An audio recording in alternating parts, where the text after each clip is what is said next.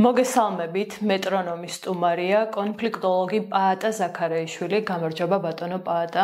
მოგესალმებით, მიუსვალებით ჩვენს მაყურებელს. მადლობა მობრძანებისთვის. 4 ოქტომბერს იყო თვითმმართველობის არჩევნები და ამავდროულად ძალიან ბევრი ადამიანი გამოვიდა რუსთაველზე, რომლებიც თვლიან, რომ ბრძოლა უნდა გაგრძელდეს ქუჩაში. შედეგად მივიღეთ ისეთი მოცემულობა, რომ კიდევ უფრო კითხვის ნიშნის ქვეშ დგას, რამდენად გამართლებული იყო ოპოზიციის ბოიკოტი, ან რამდენად გამართლებული იყო თუნდაც არჩევნებში შესვლა. თქვენ დღევანდელი გადმოსახედიდან რამდენად სწორად თვლით ნაბიჯს, რომ შეხვედით არჩევნებში და ამ ოპოზიციურმა პარტიებმა გადადგეს ნაბიჯი, რომ შესულიყვნენ არჩევნებში. ცალსახად სწორად ვიმაჩნია და კიდევ 4 ოქტომბერმა კიდევ მეტად დაჩვენა, რომ რამდენად ძალიან წამგებიანი იყო არჩევნებში არ შესვლა. იმიტომ რომ ბოიკოტმა კიდევ მეტად რასაც ვამბობდი ყოველთვის, ბოიკოტმა გააძლიერა ქართული ოცნება. ახლა ჩვენ შევადაროთ საპარლამენტო არჩევნებს რაოდენობა და მე შევადარეთ ჩაუჯექი ამ ციფრებს ორი რიცხვებს უფრო სწორად ჩვენ შემოვთქვათ რომ ახლა ქართული ოცნებას უფრო ნაკლები ადამიანი მისცა ხმა ვიდრე საპარლამენტო არჩევნებში. მაშინ გაყალბება იყო ტოტალური და ამდენ აღარ გაყალბებაც კი არ დაჭირდა. მაგრამ 1,300,000 იყო მაშინ თორსტემ ამის ნახვა შეიძლება და რა ქვია, მიუხედავად იმისა, რომ უფრო ნაკლებად ადამიანმა ხმამი ამორჩევა ხმამის ქართულ ოცნებას, პროცენტები არ იმეთი. ანუ თუ 65% დაიწერა მაშინ ქართულ ოცნებამ საპარლამენტო არჩევნების შემდეგ, უფრო ნაკლები ამორჩევით დაიწერა 85%. ეს გამოუგნებელია, ეს არის ასეთი საჩუქარი, აჩუქა მას ბოიკოტმა და რევოლუციის მცდელობამ. ანუ დავიმახსოვროთ, ბოიკოტი მუშაობს ყოველთვის ხელისუფლების სასარგებლოდ. და ბოიკოტი მუშაობს ყოველთვის ბოიკოტის მიერ გამოცხადებული პოლიტიკური ძალების საწინააღმდეგოდ. არსად არ უმუშავია ბოიკოტს. ბოიკოტი არის მობილიზაციის ერთ-ერთი ფორმა. თუ სამე იმუშავა და ქვია ეს იყო ხალხგამიარი თემა, ლიბანი ვახსენეთ და ხეზბოლა ვახსენეთ. ეხლა რო გაანადგურა ისრაელმა პეიჯერებით, ხო? აი ხეზბოლამ გაიმარჯვა ბოიკოტით. ოღონდ 300 მეტი ადამიანი დაიღუპა. ამ ბოიკოტის დროს.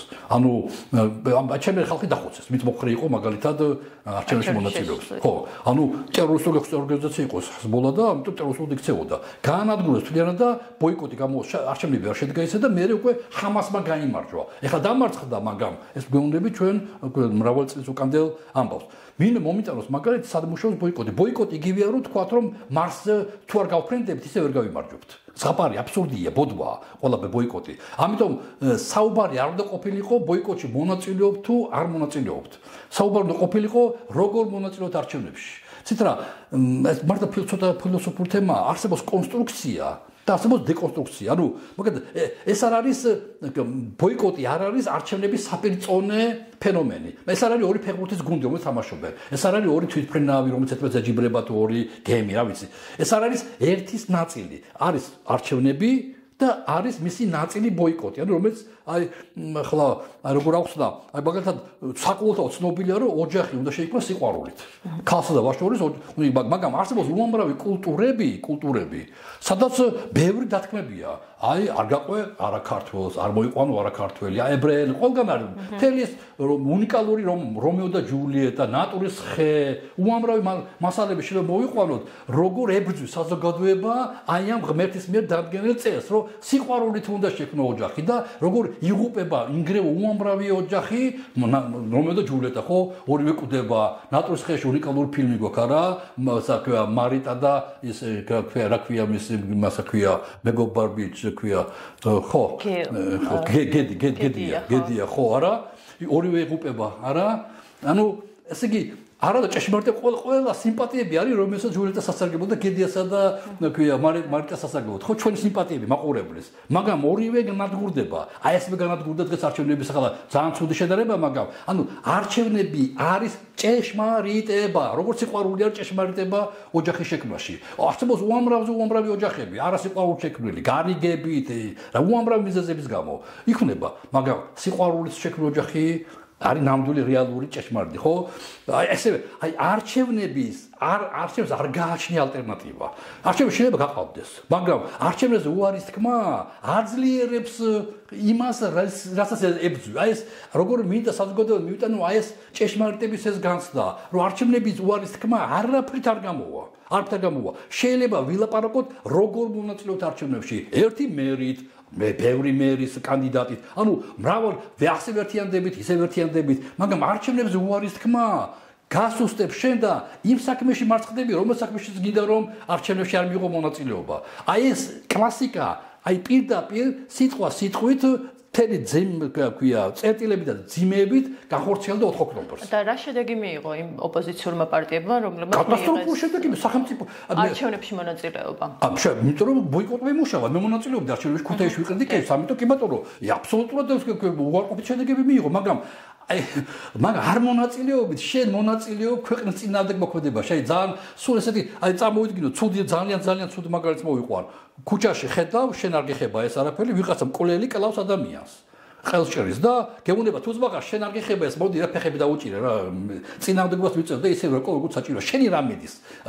მე ვკლავ, მე ვარ მკვლელი. და შენ მიხვდე ფეხი დაუჭირო, დოქტორ, მე როგორ მკვლელობის წინააღმდეგი ვარ. ანუ ვინც კი მოგვიწოდებს ჩვენ დღემდე, რომ მაშინ რატომ მიიღეთ მონაწილეობაო, შენ მორალური განცდა რომ შენ სახელმწიფოს კოლობაში მონაწილეობ. იმიტომ რომ იმიტომ რომ ჩვენ არ მიგვიღო მონაწილეობა ამით არაფერი არ შეიცვლებოდა. იქნებოდა იგივე შედეგი რაც ეს არის. მაგრამ მონაწილეობის სულ ცოტა შენი ამორჩევის წინაშე სინდისი გაქვს სუფთა. რომ მე ყველაფერი გავაკეთე, მე შენ ინტერესები დამეცვა. ნახეთ, ახლა ჩვენ არ ვკითხულობთ ციფრებს და რიცხვებს უკაცრავად. რამდენი ადამიანი გამოვიდა 4 ოქტომბერს ურთიერთობაზე? ძალიან ბევრი. დახტაცებული ვარ. რაოდენობაც კი არ მაინტერესებს, მაგრამ ძალიან ბევრი გამოვიდა. რამდენი ადამიანი მივიდა არჩევნებზე 4 ოქტომბერს? აი ბოიკოტის ფორმაში.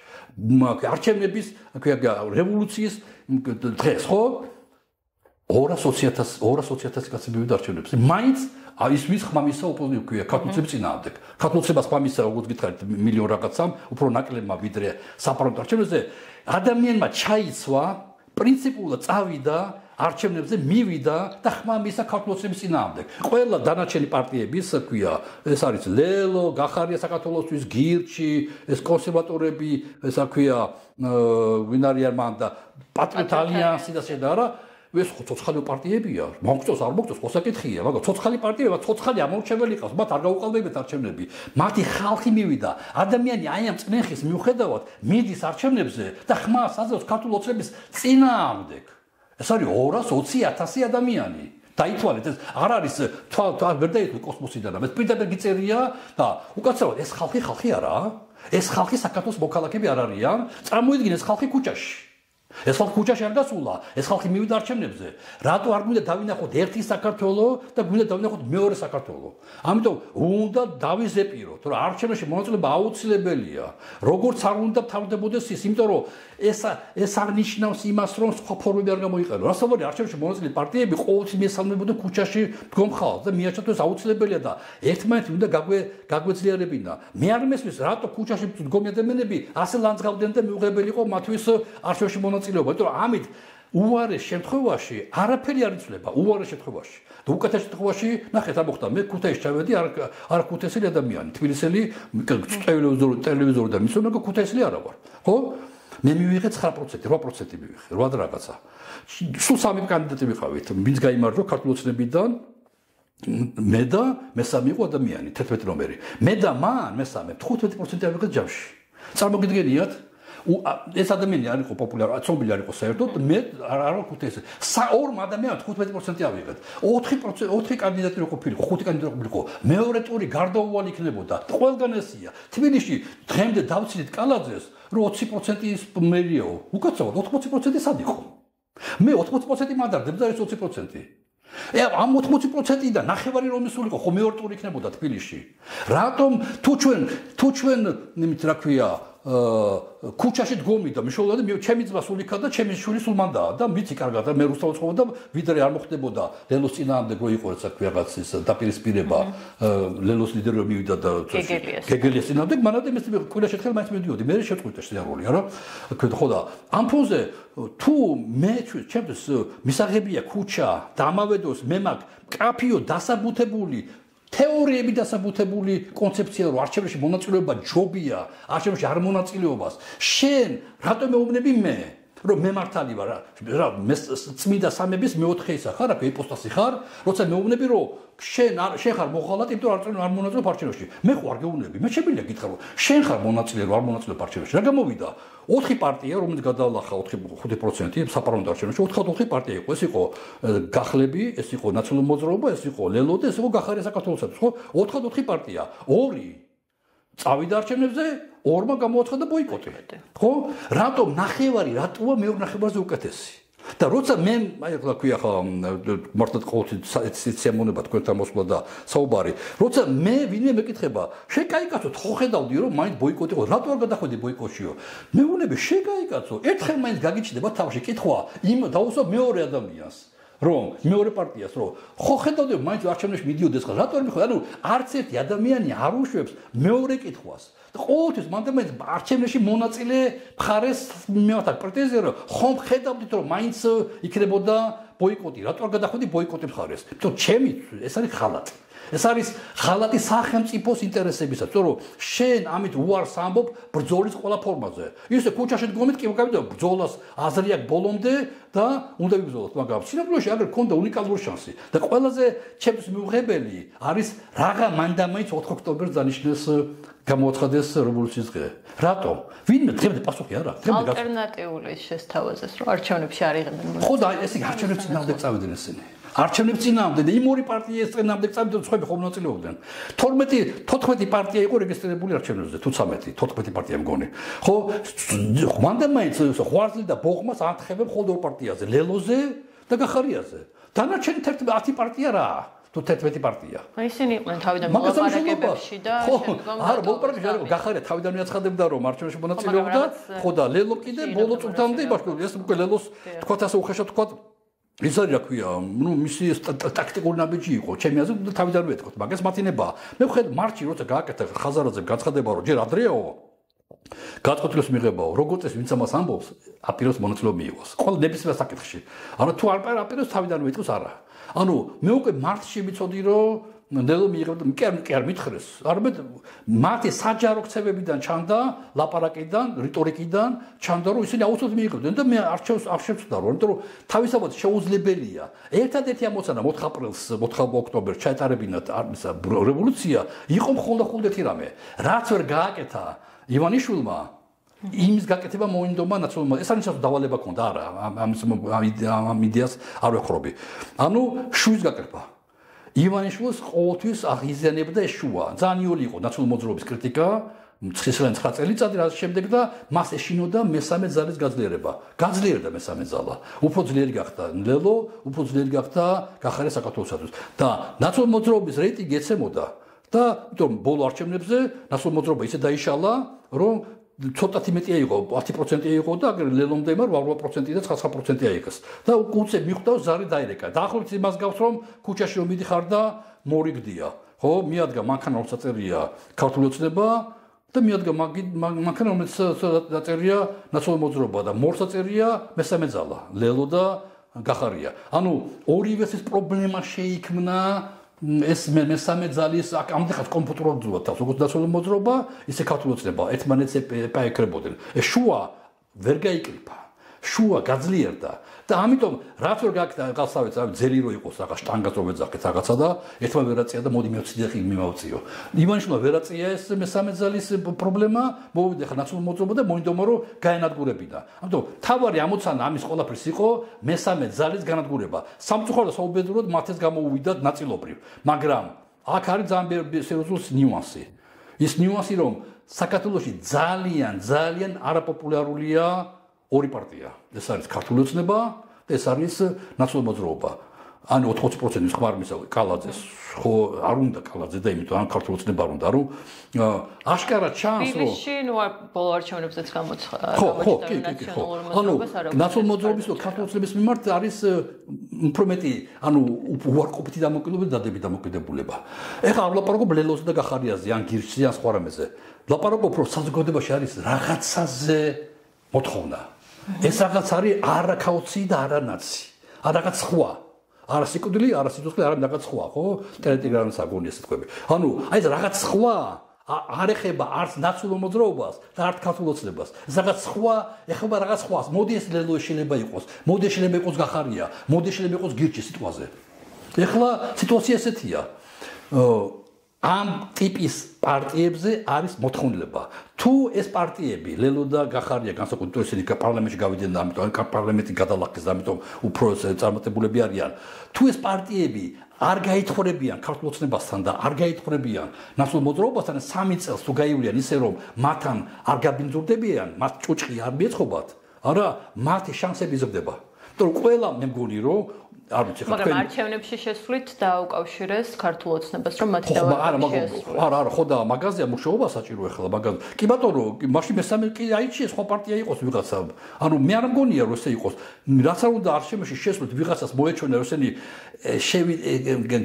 მაგალითად ლეგიტიმაცია შეიძლება მიანიჭოს ქართულ არა ამაზე მუშაობა ლეგიტიმაცია ნახეთ არჩევნებს ატარებს ხო არა ვერ ატარებს ვიღაცა ხუნდა თქვას ესა ქართულ ოცნებამ ის ეუთოს კი ვერ მოიწვია აი ხა გუშინ არ შეხვდა იმას საკუთრებად ეუთოს თანათავმჯდომარეს ხო ანუ რა ლეგიტიმაციაზეა ლაპარაკი ჯერ მაგ ფეხებზე კიდე ლეგიტიმაცია ბოდიში ავსიტყვისა მათ ვაბარე ძალაუფლება მაგათო ლეგიტიმაცია მნიშვნელოვანი იყოს ხო შეხვდებოდა საკუთრებად მინისტრი მაგ იმდენ გაბრაზებული იყო რომ საკუთრებად მინისტრი ფინეთის შეხვდა მივიდა აქციაზე რომ გამწერებული არ შეხვდა კობახიძე თუმცა ამით თავის ლეგიტიმაცია კიდე მეტად დააქვეითა მათ ისინი ლეგიტიმაცია არ ფიქრობენ ისინი ფიქრობენ თავის ძალაუფლების შენარჩუნება აი რა მაგარი ვარ რა მიყურეთ მე შეხვდა აქციის მონაწილეზე მე არ შეხვდი მათ ანუ ძალაუფლების ბეკეტები მნიშვნელოვანია ვიდრე ლეგიტიმაცია ლეგიტიმაცია რატო არ შედგებოდა იმიტომ რომ არ იყო დამკვირვებლები ქართულ ოცნებამ ძალიან დიდი შეცდომა დაუშვა რომ დროზე არ მოიწვია ეუთო შესაბამისად ცნობა არ არსებობს ცნობა ჯანმრთელობის ცნობა რომ ეს არჩევნები ჩატარდა ნორმალურად როგორც კი ვინმე ლუკაშენკო მაგალითად იტყვის რომ საქართველოში ჩატარდა სამართლიანი არჩევნები უკაცრავად ბატონოს ლუკაშენკო რას ეყოდება თქვენი ეს რა ქვია თქვენი ეს განცხადება სადმე ვინმე ამის ჩუმად დააკვირდა ბაროთე პასუხი არ ექნება ანუ ლეგიტიმაცია ვერ შედგებოდა იმიტომ რომ დამკვირვებელი არა მე შემიძლია ჩემ თავს დაუწერო ჯანმრთელობის ცნობა რაღაცა დავწერო პადა ზაქარიაშვილი არის სრულიად ჯანმრთელი და შეუძლია გაფრინდეს კოსმოსში ესეთ მაგარ ჯანმრთელია ხალხი მეტყვი უკეთებოდ ეს მინდა წერა ეს პოლიკლინიკა არ არსებობს საავადმყოფო რა ანალიზები ჩააბარე ანუ არ არსებობს არავითარი სტრუქტურა ვინც იტყვის რომ საქართველოში ჩატარებული არჩევნები იყო ლეგიტიმური აბსურდია ბოდვა ეს არის უგნური ხალხის მიერ მოგონილი იდეა რათა თავის ამორჩეველი თუ თავის რაღაც მომხრეები დააჯეროს ვერანაირად ვერ მოხდებოდა აი ამ არჩევნების ლეგიტიმირება ამიტომ ვინც კი მონაწილეობდით მათ შორის მე არა ძალიან ბედნიერები და კმაყოფილები ვიყავით რომ ქართულ ოცნებამ ჩახსნა ეუთო ვერ მოიწვია და მორჩა ვერავინ ვერ იტყოდა რომ არჩევნებს ამიტომ ეს იყო შიდა არჩევნები შიდა კონტექსტში რომელიც ხოლმე გამოავლენდა შანსებს რამდენად აქვს შანსები ოპოზიციას შეარყიოს ქართულ ოცნებას სამწუხაროდ საუბედო ჩვენ ვაჩუქეთ ქართულ ოცნებას ძალაუფლება და ჩვენ მე პირადად იმიტომ მონაწილეობდი ამაში რომ მე არ შემიძლია ღალატში მე მეღო მონაწილეობა და ჩვენ უნდა გავანცხოთ ერთმანეთსაგან ორი რამ სახელმწიფო და პარტია შეიძლება იყოს არალეგიტიმური ქართული ოცნება მაგრამ სახელმწიფო საკუთარ ლეგიტიმურია ის გაეროს წევრია ეუთოს წევრია ანუ ჩვენ აი გააკეთეთ წულუკიანის კომისიამ მან ესროლა ნაცნობ მოძრაობას და გაარტყა სახელმწიფოს ჩვენ ამას გავიძახეთ ხო რა შუაშია ნაცნობ მოძრაობას და შენ სახელმწიფოს ადანაშაულობ იმაში რომ თურმე საქართველოს დაიწყო ომი და რუსეთი კიდე მართალი ყოფილა ანუ რაც არ უნდა სამართლიანი იყოს ნაცნობ მოძრაობის მიმართ გაღიზიანება და მე უკვე მეცასე ვარ ვერ ვიტან ნაცნობ მოძრაობას და ყოველთვის მათი დაუძინებელი მტერი ვარ შეიძლება ასე ითქვას არა ჩემთვის სახელმწიფო მე ძალიან კარგად ვამოხდა 2020 წელს ძალიან კარგად მანძე კარგად ვიცი დეტალებში ვიცი ყველა თუმცა ოსურ მხარეთან კონტაქტები მაქვს აფხაზურ მხარეთან კონტაქტები მაქვს მაგრამ მე არასდროს არ ვიტყვი იმას რაც სახელმწიფოს დააზიანებს და ეს კოწულუკიანის კომისია იქ ყოფილიყო ოპოზიცია იმ პარლამენტ იმ კომისიაში ეს რაღაც ვერ მოხდებოდა წინა პარლამენტში ხომ ვერ მიიღეს ეს კომისია იმიტომ ოპოზიცია იყო ეხლა იმიტომ გაუვიდა თავს ქართულ ოცნებას ამიტომ რომ ოპოზიცია ყავდა და ვერ დასვავდა უხერხულ კითხვებს მაგალითად სტუმრების მიმართ ამიტომ მიიღეს ასეთი ანტისახელმწიფოებრივი ასეთი ანტიკონსტიტუციური საშვილიშვილო დანაშაული ჩაიდინეს რა გააკეთეს ესროლეს ნაცნობ მოძრაობას და გაარტყეს სახელმწიფოს ინტერესებს ჩვენც ახლა ესე ვიქცევით მით ბოიკოტში მონაწილეობდით მით მონაწილეობდა ჩვენ ვესროლეთ ქართულ ოცნებას და გავარცხეთ სახელმწიფოს ისევ. იმიტომ რომ გავაძლიერე, შენ ებრძვი ქართულ ოცნებად და შეკაიკოცო, თუ არ შეგიძლია დაამარცხო, ნუ აძლიერებ მაინც მას. რატო აძლიერებ? უფრო ძლიერია დღეს ქართულ ოცნება, ვიდრე იყო 4 ოქტომბრამდე. და თანაც 4 ოქტომბერს ნიშნავ ამ რაღაც ყბადაღებულ უაზრო რაღაცა იმას, რევოლუციას, რომელიც ჩაგიფლავდა პირველივე 5 წუთში. დღესო დავამთავრებთო. თუმცა დღეს თავისთავად სამთავრებდნენ. ძალიან სამწუხარო და ძალიან მებრალება ის ხალხი ბევრი ღირსეული ადამიანი დღეს ციხეში მოხვდა. ამ 4 ოქტომბრამდე გამოდია. მე აღვლაპარაკობ ახალგაზრდებზე, ვინც მართლა აბსოლუტურად არაფერი შუაში არის და სასწრაფოდ გასათავისუფლებელი არიან, მაგრამ 4 ოქტომბრის აქციაზე ბევრი ადამიანი ღირსეული ადამიანი მოხვდა ციხეში. ხო რატო? აი რა ასეთი დაგეგმილი რასაქმო გქონდათ, ისეთი რომ 5 წუთში გაუნადგურდათ. თქონდეს იყო ძალიან წინ დაუხედავი, ანტისახელმწიფოებრივი, ანტიკონსტიტუციური საქმე, ჩაიყოლეს მთელი საქართველო და სამწუხაროდ ჩვენ ამაზე პასუხს ვაგებთ არა მარტო 3 წელიწადის შემდეგ. თუ უკვე დაიწყოს ეს კანონების მიღება, რომელიც საერთოდ უკვე ეს ბოლო შეიძლება სანატრელი გაგვხდეს ეს ბოლო არჩევნები რომ ჩატარდა, ყველაზე დემოკრატიული ყურშიბა ყოფილიყო, იმიტომ რომ აგზალვები არაფერი არ იყო. შემდეგ არჩევნებში შეიძლება ძალიან ბევრი პოლიტიკოსი არჩევნებში მონაწილეობა ვერ მიიღოს. დავიწყოთ იმას ბელორუსიას, რუსეთს მაგალითად, ან და შეიხი რო ჩამოვიდა. ეცა ქვია, კინაღალო ხელზე აკოცა ივანიშვილმა. ხო? იმ შეიხი არჩევნები არ ტარდება. ერთი მესამედი მონაწილე მარტო წარმოგიდგენთ ქართული ოცნების ამორჩეველი რომ მონაწილეობს არჩევნებში აი 20% მის ხვამისა კალაძეს რომ წარმოგიდგენთ 100%. აი ეს 20% მონაწილეობს იმ ქვეყანაში, ქვია, არჩევნებში. დანარჩენ 80% არ მონაწილეობს. წინასწარ იციან ვინ არის და ამიტომ მხოლოდ თავიანთ მომხრებს აღებინებენ მონაწილეობას. აი ესეთი შეიძლება ესეთი რაღაცა მივიღოთ. და ასე რომ შეიძლება 28 წელს უკვე საერთოდ აზრი არ ქონდეს არჩევნებში, იმიტომ რომ არჩევნები არ ჩატარდება, სხვა რამე იქნება. ეს არ იქნება არჩევნები. ეხლა არჩევნები ტარდებოდა ნამდვილად. ხო, მაგრამ ამ მოცემულობამდე თუ მივედით, შემდგომ უკვე არჩევნებსაც არ ექნება აზრი. ხო, არჩევნები თუ არ ჩატარდება, რა არის ალტერნატივა? ეხლა არჩევნებს უნდა გავაკეთოთ. რევოლუცია ბაშა, აი მაშინ უნდა ელაპარაკო, მაგრამ ჩემს რევოლუცია არაფერი არც არნიშნავს. უნდა იყოს მასობრივი გამოსვლები. მართლა პარადოქსია. ჩვენ პიკზე გამოვდივართ მინიმუმ 100,000 კაცი პიკზე. ხო? აი 4 ოქტომბერს გამოვიდა ძალიან ბევრი ხალხი. ანუ ჩვენში არის პოტენციალი ქართულ საზოგადოებაში, საქართველოს მოქალაქეებში, რომ დაძახებაზე და როცა დაძახება მჯერა, მე გამოვდივარ ქუჩაში და მე ვარ მინიმუმ 100,000 კაცი, ხო? რუსთაველზე. თუ ჩვენ 100,000 კაცი ყავს ერთი და მეორე, თუ ჩვენ ყოველ დღე გამოყავს 1000 კაცი, პირობთ რუსთაველზე, არ ვიცი 1000 მაქსიმუმ, 5 ზოგი ამბობს 100, ამ აინტერესებს, ვინც გამოდის ღირსეული ხალხი არიან, ოჯახი გვერდზე დაუტოვებენ სამსახურს და გამოდიან ყოველ დღე რუსთაველზე. თუ გვაქვს ორი ფენომენი, ერთი ფენომენი რომ ყოველ დღე 1000 კაცი პირობითად გამოდის ქუჩაში და უშუალოდ 1000. ერთი და მეორე გვაქვს პიკი 100,000. რატო არ შეიძლება 100,000 კაცი? ყოველ დღე კი არა, ორი კვირა იყოს გარეთ. ორი კვირა, დღე და ღამე არ გაიძრეს. შეცვალონ ერთმანეთი მორიგობით რაღაცებით და ორი კვირა რუსთაველზე ჯობია იყოს სხვაგან, მაგალითად დიდუბეში. მაშინ თელი ქალაქის პარალიზება მოხდება. მაგალითად 100,000 კაცი რო დადგეს დიდუბის ხიდზე, თელი ქალაქი პარალიზებული იქნება, თელი ქალაქი. თანაც დიდუბე, იმიტომ რომ ბაზრობა, იქ ტუალეტები, აქ საკვები ობიექტებია, რაღაცებია და საზოგადოება სიოსქოს უნარიანია. დიდხანს ქვია, ხმამდე ხიდზე არ უნდა ედგერო, მაგრამ იქ ახლო-მახლო, რა. პარალიზებული იქნება თელი ქალაქი. არა? რა თუ ყავს ეს 100,000 კაცი, რომ უთხრათ ორი კვირა ხალხო მოგეხვეწებით, იმორიგევეთ, ერთი დღე, მეორე, მესამე დღე რაღაცნაირად და იდექით.